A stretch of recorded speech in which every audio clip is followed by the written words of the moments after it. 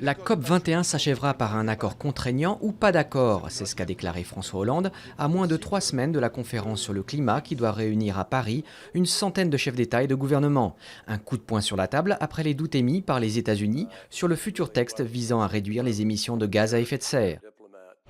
La Suède rétablit des contrôles frontaliers. Les policiers suédois ont commencé à inspecter les trains en provenance du Danemark, pays d'où viennent chaque jour des centaines de migrants. Face à cette situation, un responsable de l'Union européenne a parlé d'une course contre la montre pour sauver les accords de Schengen et la libre circulation des personnes.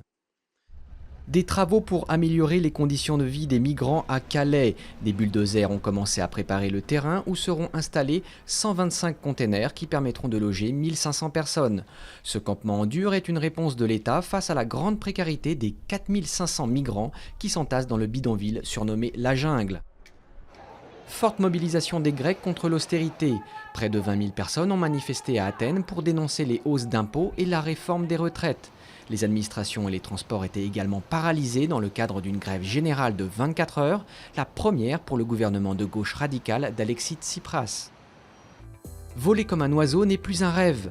Une société australienne en a fait la démonstration avec ce jetpack, un réacteur dorsal qui a permis à son pilote de faire le tour de la Statue de la Liberté à New York. Ce vol d'essai, réalisé le 3 novembre, devait permettre à la start-up de collecter des fonds pour améliorer ce prototype.